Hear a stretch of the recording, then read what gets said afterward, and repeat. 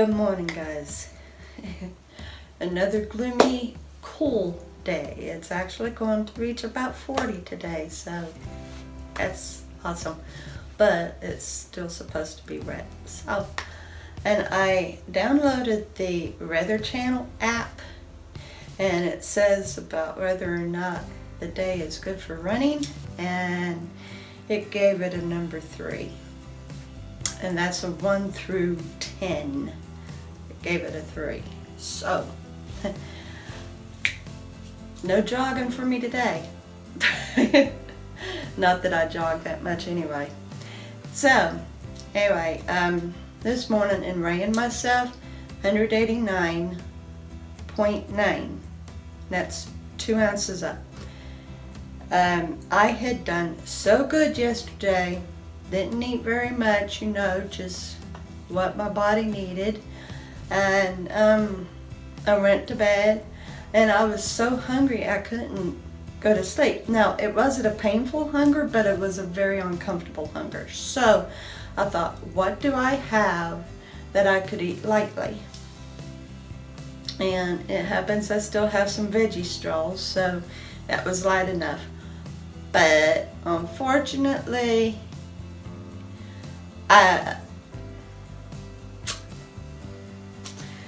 and I don't know if I would have been able to get to sleep as hungry as I was, so darn this body.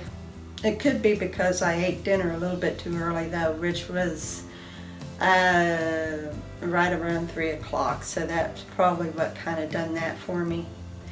So anyway, I was thinking about how you can lose so much and then suddenly you get on plateaus. Like the weight loss is so good and smooth and just coming off, and you don't change anything. You continue eating right, making sure that you're only eating when you're hungry and stopping when satisfied. You don't change your eating habits at all. You're still aiming for the calorie count or food restrictions or whatever you're doing, and you find that suddenly you hit a plateau after you reach so much of a weight loss, and it's so hard to get off of that plateau. And then you get off that plateau, you lose a little bit more, and then you're on a plateau again, And I got thinking about that. We all know that the first 5 to 10 pounds more or less is water weight, and we get rid of that, no problem. And then the next 5 to 10 pounds still comes off decent, and it's more like it's a little harder, but it still comes off, and then you hit your plateau. But I'm thinking that after we lose the water weight, there's the softer fat tissue that still has a lot of fluids in it, so to speak. And I'm going to explain to you what I'm thinking here. So like, think of a really nice cut of brisket, right?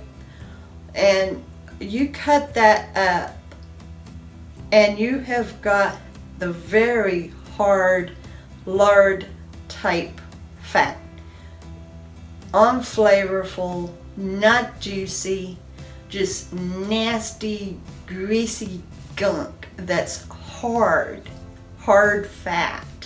And you remove that.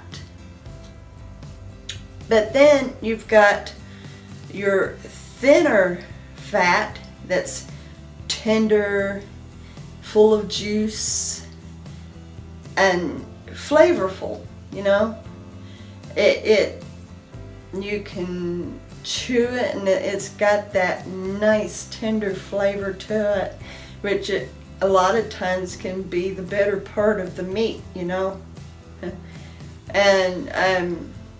that's what I'm thinking. It's similar about our bodies. So after we lose the water gain, the water weight, we get down to the soft fat tissue that still has fluids in it. It's not thick, heavy, dense, it's lighter fat, softer fat. And we're able to melt that away no problem, because it still has a lot of fluid through it, it's less dense.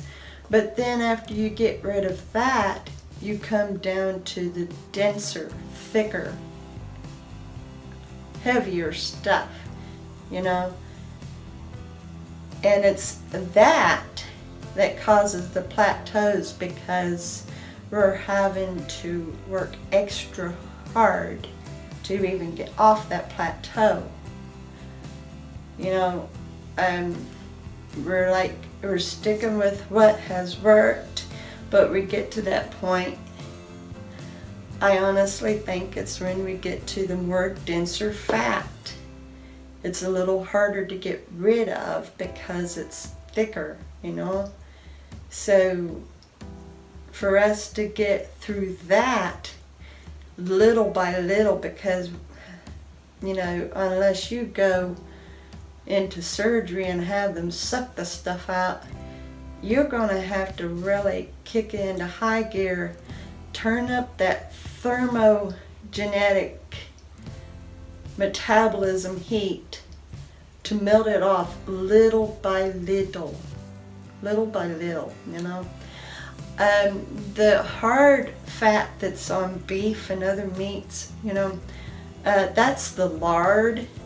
And I've never cooked with lard, so I don't know if it's easy to melt or if it's a slow melt. I have no idea. I've never worked with lard, but I can only imagine because of how thick it is, how hard it is to melt, And I'm thinking that's what we're going through with our bodies when we reach a certain point when it seems like we're not going to lose weight anymore because we're stuck.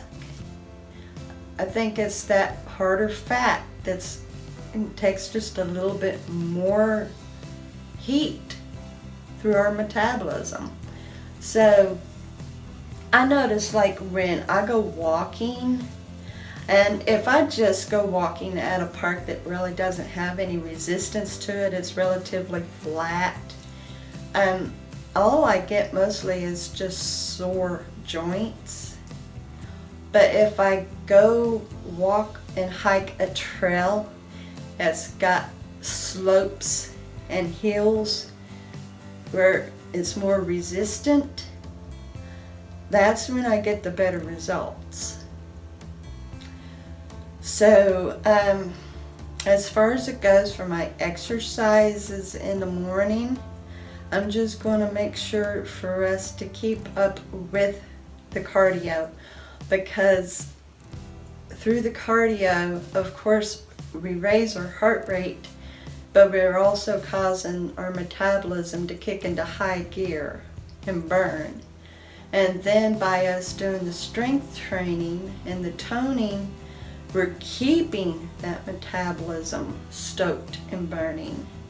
Because if you don't know, more muscle makes a hotter metabolism. So, we've got to keep that in mind. Let's keep strength training and toning so we can keep those muscles built, so that our metabolism is constantly burning hot. And the cardio just revs it up a little more. The cardio, okay, imagine this. You've got yourself a furnace, and the muscles is the wood, okay? So you've got your flames. And then you take a bellow. Anybody doesn't know what a bellow is? A bellow is a wind instrument where you squeeze it and it forces air, okay?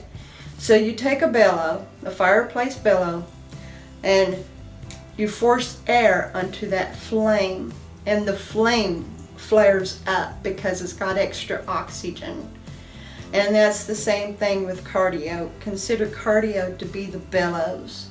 And so with cardio, you're forcing air onto that hot metabolism. You're forcing it to flare up, burn hotter.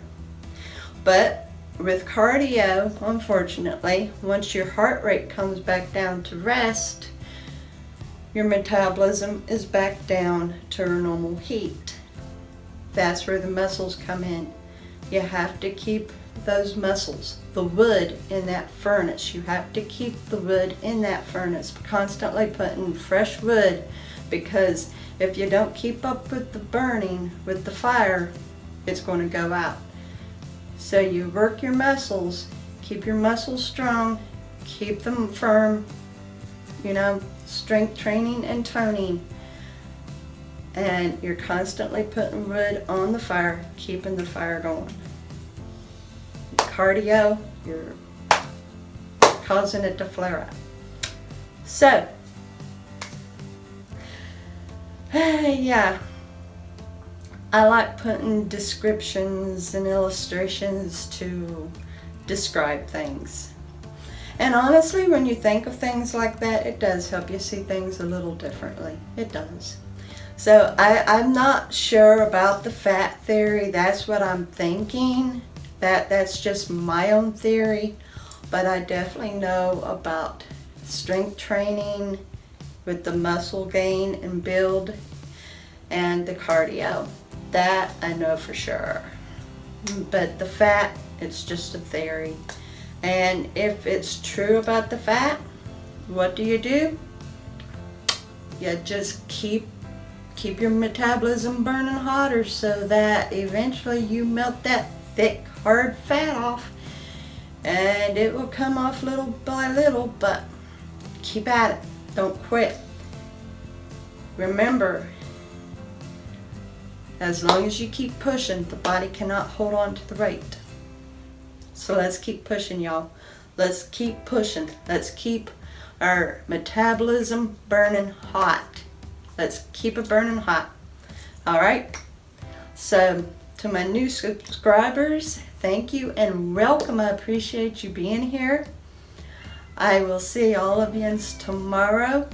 More than likely another exercise regimen, because I want to keep the logs in that furnace and I want to keep blowing the air on it. Metaphorically speaking. I love all of yous. Have a great day.